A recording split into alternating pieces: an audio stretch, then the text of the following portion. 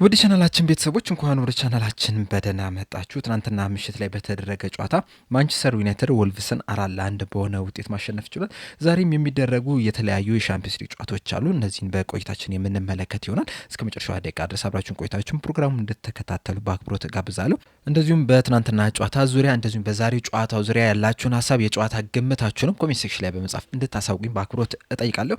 አሁን በቀጥታ ወደ ጨዋታዎቹ የምንገባ ይሆናል። በመጀመሪያ የምንመለከተው ትናንትና ምሽት ላይ የተደረገው የ15ኛ ሳምንት የእንግሊዝ ፕሪሚየር ሊግ የመጨረሻ ጨዋታን ይሆናል። ምሽት ላይ በጀመረው ጨዋታ ማንቸስተር ዩናይትድ ወልቭስን 4-1 በሆነ ውጤት ማሸነፍ ችሏል። የማንቸስተር ዩናይትድን የማሸነፊያ ግቦች ፈርናንዴስ 25ኛውና 82ኛው ደቂቃ ላይ ሁለት ጎሎችን ሲያስቆጠር ሚንፖማ 51ኛው ደቂቃ እንደዚሁም ደግሞ ማውንት 62ኛው ደቂቃ ላይ ማስቆጠር ችሏል። የወልቭስን ብቸኛ ግብ ደግሞ ባልግሬድ 47ኛው ደቂቃ ላይ ማስቆጠር ችሏል። ይህንን ጨዋታ ማንቸስተር ዩናይትዶች ሙሉ ለሙሉ ብልጫ በማሳየት ነው ማሸነፍ የቻሉት። 63% የኳስ መቆጣጠርን ፖዚሽንም ነበራቸው። ከዛ በተጨማሪም ግን 4.24 ኤክስፔክትድ ጎል ነበራቸው። 27 ሙከራዎችን ማድረግ ችሏል። 10ሩም ኦን ታርጌት ነበሩ፣ ኢላማቸውን የጠበቁ ነበሩ። ይህም ሲሆን እንግዲህ በሩበን አሞሪም ስር ለመጀመሪያ ጊዜ ነው። ውልቭሶች በአንጻሩ 0.41 ኤክስፔክትድ ጎል የነበራቸው 8 ሙከራዎችን ማድረግ ሲችሉ ሁለቱ ኦን ታርጌት መሆን ችሏል። ከዚህ ሰዓትም በደንብ የምንመለከተው ነገር ቢኖር ማንቸስተር ዩናይትድ ሙሉ ለሙሉ ብልጫ ማሳየት ነው። በእርግጥ በተወሰኑ አጋጣሚዎች ላይ ወልቭሶች የተሻለ መንቀሳቀስ ችለው ነበር። ነገር ግን ደግሞ በጨዋታው ላይ እንደተመለከታችሁት ወልቭሶች ለራሳቸው ፈተና ሆኖ ነበረ ያመሹት። የሚሳሳቷቸው ኳሶች የሚሳሳቱበት ቦታ ራሱ ለማንቸስተር ዩናይትድ ጥቅም ሲውል ነው የተመለከትነው። በተለይ ማንቸስተር ዩናይትድ በትናንትናው ጨዋታ ላይ ያገኛቸውን አጋጣሚዎች እንዳለ በፍጥነት ወደ ክንፍ ነበረ ሲያወጣ የነበረው። በተለይ ደግሞ ወደ አማድ ነበረ ኳሱን ሲልክ የነበረው። ኳሶችን ልክ ሲያገኝ አማድና ሚንቦማን ነበረ ቀና ብለው ሲመለከቱ የነበሩት። አማድና ሚንቦማ በጣም ፈጣን ተጫዋች ናቸው ሁላችንም እንደምናውቀውና ያንን ፍጥነታቸውን ተጠቅሞ ወደ ወልቭስ የግብ ክልል በተደጋጋሚም ሲደርሱ መመልከት ችለናል። ያም ደግሞ ወደ ሙከራም ሲቀየርም በተደጋጋሚ መመልከትም ችለናል። በዚህ ጨዋታ ላይ እንግዲህ ምናልባትም በዚህ ሲዝን ማንቸስተር ዩናይትድ ከተጫወታቸው ጨዋታዎች ለየት ያለ አይነት አጨዋወትን ተጫውቷል ብዬ ነው የማስበው። ኳሱን ብዙ ለመያዝም የፈለጉ አይመስልም ነበር። በጣም በፍጥነት ነበር ወደ አጥቂዎቻቸው ሲሄዱ የተመለከት ናቸውና በፊት ለፊት መስመር ላይ ያሉትን ተጫዋቾች የአጥቂዎቻቸውን ፍጥነትም ለመጠቀሙ ሙከራም አድርገው ያም ሙከራቸውም መሳካት ችሏል። በዚህ ሲዝን እንግዲህ ማንቸስተር ዩናይትድ ወጥ የሆነ አቋምን እያሳየ አይደለም የሚገኘው። በእርግጥ ባለፉት ጥቂት ጨዋታዎች ላይ ብዙ እየተሸነፈ አይደለም የሚገኘው። በኤቨርተን 1-2 ሊሸነፍ ችሏል። ነገር ግን ደግሞ ከትናንትና ጨዋታ በፊት የነበሩትን 5 ጨዋታዎች ስንመለከት አንዱን አሸንፎ ሌላውን አቻ መውጣት ችሏልና አሁን ደግሞ በድጋሚ ወደ አሸናፊነት መመለስ ችሏል። በተለይ ደግሞ ባለፈው እሁድ ዕለት በተደረገ ጨዋታ ከዌስትሃም ዩናይትድ ጋር ያደረገውን ጨዋታ ስንመለከት 1-0 መምራት ቢችልም በስተመጨረሻ ግን አንዳቻ በሆነ ውጤት ማጠናቀቅ ችሏል። ዌስትሃም ደግሞ በዚህ ሲዝን ያሉበትን አቋም ስንመለከት ማንቸስተር ዩናይትድ የግድ ያንን ጨዋታ ማሸነፍ ነበረበት። ነገር ግን አቻ በሆነ ውጤት ነው ያጠናቀቀውና ከዛ ነጥብ መጣል በኋላ ወደዚህ ጨዋታ ተመልሶ አሸንፎ መውጣቱ ለማንቸስተር ዩናይትድ ጥሩ ዜና ይመስለኛል። በእርግጥ ወልቭሶች አሁን ያሉበትን አቋም ስንመለከት አጠቃላይ የዚህ ሲዝን አቋማቸውን ስንመለከት ማንቸስተር ዩናይትድ ይህ ጨዋታ ይከብደዋል ተብሎ አይጠበቅም። ምክንያቱም በዚህ ሰዓት በዚህ ሲዝኑ እስካሁን ድረስ ካደረጓቸው 15 ጨዋታዎች 2 ነጥቦችን ብቻ ነው መሰብሰብ የቻሉት። እሱም 2 ጊዜ አቻ በመውጣታቸው ምክንያት ነው። ቀሪዎቹን 13 ጨዋታዎች ሙሉ ለሙሉ መሸነፍ ችሏል። እንደዚሁም ደግሞ የተቆጠሩባቸውን ጎሎች ራሱ ስንመለከት በ15 ጨዋታዎች 33 ግቦች ተቆጥሮባቸዋል። 8 ግቦችን ብቻ ነው ማስቆጠር የቻሉትና 25 የጎል ዕዳም ያለባቸው ቡድን ናቸውና ማንቸስተር ዩናይትድ ይከብደዋል ተብሎ አልተጠበቀም ነበረ። ያንንም ደግሞ በዚህ ጨዋታ ላይም በደንብ የተመለከተን ይመስለኛል። ማንቸስተር ዩናይትድ ደግሞ ማሸነፉን ተከትሎ በሰበሰባቸው 25 ነጥቦች ወደ 6ኛ ደረጃም ከፍ ማለትም ችሏል። 4ኛ ደረጃ ላይ ከተቀመጠው ከክሪስታል ፓላስም በ1 ነጥብ ዝቅ ብሎ ነው የተቀመጠውና በቀጣይ ጨዋታዎች ማሸነፍ የሚችል ከሆነና ክሪስታል ፓላሶች ደግሞ መሸነፍ የሚችሉ ከሆነ ቶፕ 4 ውስጥ መግባትም የሚችልበትን አጋጣሚ ማግኘት የሚችሉና ይህ ለማንቸስተር ዩናይትድ ለሩበን አሞሪምና ለተጫዋቾቹ በጣም ትልቅ ድልም ሆኖ ተመዝግቦላቸዋል። ዛሬ ወደሚደረጉ የሻምፒዮንስ ሊግ ጨዋታዎች ስንመለስ ደግሞ በዛሬው ዕለት 9 የሚደርሱ የሻምፒዮንስ ሊግ ጨዋታዎች ይደረጋሉ። የመጀመሪያው ጨዋታ ምሽት 12 ሰዓት ተኩል ላይ በካራ አልማይቲና በኦሎምፒያኮስ መካከል የሚደረግ ሲሆን 2 ሰዓት ከ45 ላይ ደግሞ ባየር ሙኒክና ስፖርቲንግ ሊዝበን የሚገናኙ ይሆናል። ባየር ሙኒክ ዘንድሮ በሻምፒዮንስ ሊግ ጥሩ የሚባል አጀማመርን መጀመር ችሏል። ካደረጓቸውም 5 ጨዋታዎች አንዱን ብቻ ነው የተሸነፉት። 4ቱን ማሸነፍ ሲችሉ በ12 ነጥብም 3ኛ ደረጃ ላይ መቀመጥ ችሏል። የተሸነፉትን ብቸኛ ጨዋታ በአርሰናል 3-1 በሆነ ውጤት የተሸነፉበት ጨዋታ ነውና ይህንን ይህንንም ጨዋታ ያሸንፋሉ ተብሎ ይጠበቃል። ነገር ግን ደግሞ ስፖርቲንግም ጥሩ የሚባል አጀማመርን መጀመር ችሏል።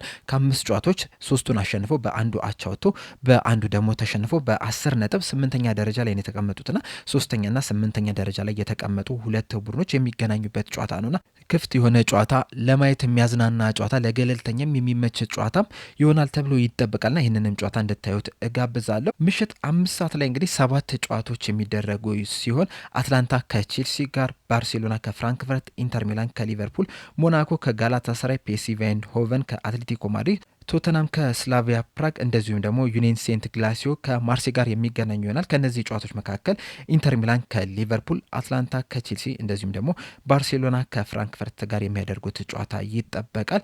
አትላንታ ከቼልሲ ጋር የሚያደርጉትን ጨዋታ ስንመለከት ይህ ጨዋታ ለቼልሲ በጣም አስፈላጊ የሚባል ጨዋታ ነው። ምክንያቱም በዚህ ሰዓት ጥሩ የሚባል ፎርም ላይ ናቸው ለማለት ትንሽ ያስቸግራል። በተለይ ያለፉትን 5 ጨዋታዎች ስንመለከት ሁለቱም ብቻ ነው ማሸነፍ የቻሉት፣ ባርሴሎናን 3-0 እንደዚሁም ደግሞ በርንሌን 2-0 ያሸነፉበት ጨዋታ ነው። ከዛ ውጭ ግን በሊድስ 3-1 በሆነ ውጤት መሸነፍ ችሏል። ከበርንማውዝ ጋር 0-0 እንደዚሁም ደግሞ ከአርሰናል ጋር አንዳቻ በሆነ ውጤት ማጠናቀቅ ችሏል። በእርግጥ ከአርሰናል ጋር አንዳቻ የወጡበት ጨዋታ በጣም አስደናቂ የሚባል ጨዋታ ነበር። በ9 ተጫዋች ካይሴዶ በቀይ ካርድ ወጥቶባቸው ራሱ በጣም የሚያስደንቅ እንቅስቃሴን ማድረግ ችሏል። ከዛ በኋላ እንግዲህ 2 ጨዋታዎችን ካይሴዶ ሳይኖር መጫወት ችሏል። እነዛ 2 ጨዋታዎች ግን ጥሩ የሚባል እንቅስቃሴ አድርጓል ማለት ይከብዳል። ምክንያቱም በሊድስ 3-1 በሆነ ውጤት ተሸንፏል። እንደዚሁም ደግሞ ከበርንማውዝ ጋርም 0-0 በሆነ ውጤት ነው ያጠናቀቁት። እንደውም በርንማውዞች ራሱ በቫር ጎል ስለተሻረባቸው ነው እንጂ ምናልባትም በዚህ ጨዋታ ላይ ተሸንፈው ሊወጡ ይችላሉና በዚህ ጨዋታ ላይ ግን ከአትላንታ ጋር በሚደረጉ የሻምፒዮንስ ሊግ ጨዋታ ላይ ካይሴዶ ወደ ሜዳ ይመለሳል። ምክንያቱም ሻምፒዮንስ ሊግ ስለሆነና ይህንን ጨዋታም ያሸንፋሉ ተብሎ ይጠበቃል። አትላንታም በበኩሉ እንግዲህ ካለፉት 5 ጨዋታዎች 3ቱን ማሸነፍ ይችላል። በሁለቱ ተሸንፏል። በመጨረሻ ጊዜም እንግዲህ የተገናኘው ከሄላስ ቬሮና ጋር ነበረ። በዚህ ጨዋታም 3-1 በሆነ ውጤት ሊሸነፍም ችሏልና ሁለቱም ይህንን ጨዋታ ማሸነፍ የሚፈልጉት ጨዋታ ነው።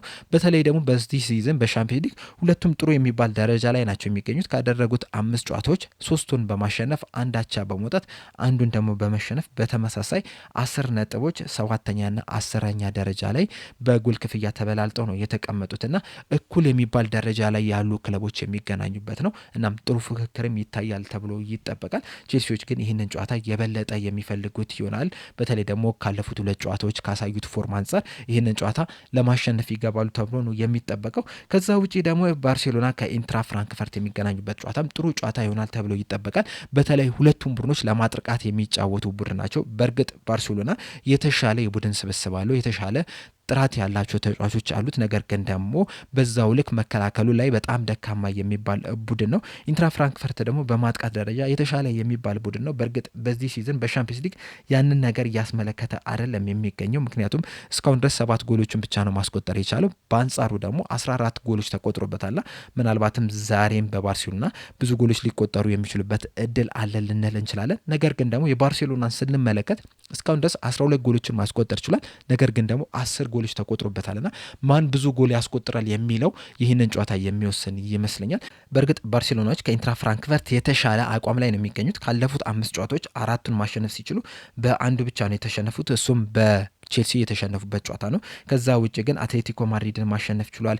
ሪያል ቤቲስን 5-3 በሆነ ውጤት ማሸነፍ ችሏል። አትሌቲክ ክለብን ደግሞ 4-0 በሆነ ውጤት ማሸነፍ ችሏልና የተሻለ የሚባል አቋም ላይ ነው የሚገኙት። ብዙ ጎሎችንም እያስቆጠሩ ነው የሚገኙት። ባለፉት 5 ጨዋታዎች 15 ግቦችንም ማስቆጠር ችሏል። ይህም ማለት እንግዲህ በየጨዋታው በአቬሬጅ 3 ጎሎችን እያስቆጠሩ ነው የሚገኙት። ኢንትራ ፍራንክፈርት በበኩላቸው ካለፉት 5 ጨዋታዎች 2ቱን ሲያሸንፉ በ2ቱ ተሸንፈው በአንዱ ደግሞ አቻ በሆነ ውጤት ነው ማጠናቀቅ የቻሉት። በተለይ ደግሞ የመጨረሻው ከአርቢ ሌፕዚግ ጋር ያደረጉትን ጨዋታ 6-0 በሆነ ውጤት ነው የተሸነፉትና ብዙ ጎሎች የሚቆጠሩባቸው ክለቦች እየሆኑ ነው የሚገኙት። በሊቨርፑልም 5 ጎሎች ተቆጥሮባቸው ነው የተሸነፉት በሻምፒዮንስ ሊግና በዛሬው ጨዋታ ላይም ባርሴሎናዎች ብዙ ጎሎችን ያስቆጥራሉ ተብሎ ይጠበቃል። የእርስ በርስ ግንኙነታቸውን ስንመለከት እስካሁን ድረስ እንግዲህ 2 ጊዜ መገናኘት ይችላል እና በሁለቱ ጨዋታ ባርሴሎና ምንም ጨዋታ ማሸነፍ አልቻለም። አንደኛውን ኢንትራ ፍራንክፈርት ሲያሸንፍ አንደኛውን ደግሞ አቻ በሆነ ውጤት ነው ማጠናቀቅ የቻሉት።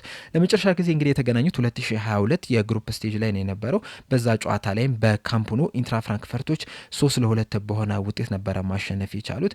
የኢንትራ ፍራንክፈርትን 2 ግቦች ካሲችና ቀሪዋን ደግሞ ቦሪ ማስቆጠር ሲችሉ ለባርሴሎና ደግሞ ቡስኬትና ዴፓይ ነበረ ማስቆጠር የቻሉት። እንደውም የባርሴሎና ግቦችን ስንመለከት 91ኛው ደቂቃ ላይ ቡስኬት አስቆጠረ።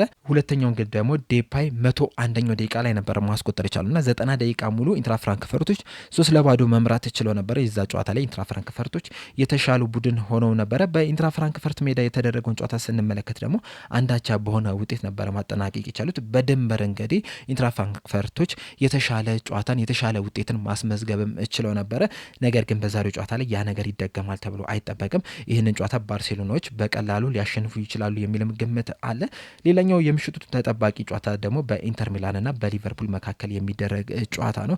ኢንተር ሚላኖች ወቅታዊ አቋማቸውን ስንመለከት ከሊቨርፑል የተሻለ የሚባል ቦታ ላይ ነው የሚገኙት። በሻምፒዮንስ ሊጉ እንኳን ያደረጉትን 5 ጨዋታዎች 4ቱን ማሸነፍ ሲችሉ በአንዱ ብቻ ነው የተሸነፉትና በ12 ነጥብ 4ኛ ደረጃ ላይ መቀመጥ ሲችሉ፣ ሊቨርፑሎች በአንጻሩ ከ5 ጨዋታዎች 3ቱን ብቻ ነው ማሸነፍ የቻሉት። በሁለቱ ተሸንፈው በ9 ነጥብ 13ኛ ደረጃ ላይ መቀመጥ ችሏልና ወቅታዊ አቋማቸውን ስንመለከት ራሱ ካለፉት 5 ጨዋታዎች 3ቱን ኢንተር ሚላኖች ማሸነፍ ችሏል። በሁለቱ ተሸንፏል። ሊቨርፑል በአንጻሩ ካለፉት 5 ጨዋታዎች አንዱን ጨዋታ ብቻ ነው ማሸነፍ የቻለው። በሁለቱ ተሸንፏል። በሁለቱ ደግሞ አቻ በሆነ ውጤት ማጠናቀቅ ይችላል። በሊቨርፑል በኩል እንደ ጥሩ ልናነሳው የምንችለው ነገር ቢኖር ምንድን ነው? ባለፉት 3 ጨዋታዎች ምንም አይነት ሽንፈት አላስተናገደም። አንዱን አሸንፎ በሁለቱ አችቶታል። በእርግጥ ከሊድስ ጋር ያደረገውን ጨዋታ 2 ጊዜ መምራት ቢችልም በስተመጨረሻ አቻ በሆነ ውጤት ነው ማጠናቀቅ። ያ ምን ያህል ይጎዳቸዋል የሚለውን ነገር በዛሬው ጨዋታ ላይ የምንመለከት ይሆናል። ከዛ በተጨማሪ ግን እንደ መጥፎ ጎኑ የምንወስደው መሐመድ ሳላ የሰጠው አስተያየት አሁንም ድረስ ከጨዋታው የበለጠ ትኩረትን እየሳበ ነው የሚገኘውና ያ ተጫዋቾች ላይ ምን ያህል ተጽዕኖ ይፈጥራል የሚለው ነገር እንግዲህ የምንመለከት ይሆናል በዛሬው ጨዋታ ላይ። ነገር ግን ምሽት ላይ በጣም ጥሩ እንደዚሁም ደግሞ አዝናኝ ጨዋታዎች አሉና ከነዚህ ጨዋታዎች መካከል መርጣችሁ እንድታዩ በአክብሮት ጋብዛለሁ። እንደዚህ ውስጥ የትኛውን ጨዋታ ለማየት አስባችኋል? ጨዋታውንስ ማን ሊያሸንፍ ይችላል? ግምታችሁን እንዳለ ኮሜንት ሴክሽን ላይ በመጻፍ አሳውቁኝ። ለአሁን እኔ እዚህ ላይ አበቃው። በቀጣይ በሌላ እስከምንገናኝ ድረስ ሰብስክራይብ፣ ላይክ፣ ሼር ማድረግ እንዳትረሱ። ቸር ያቆየን።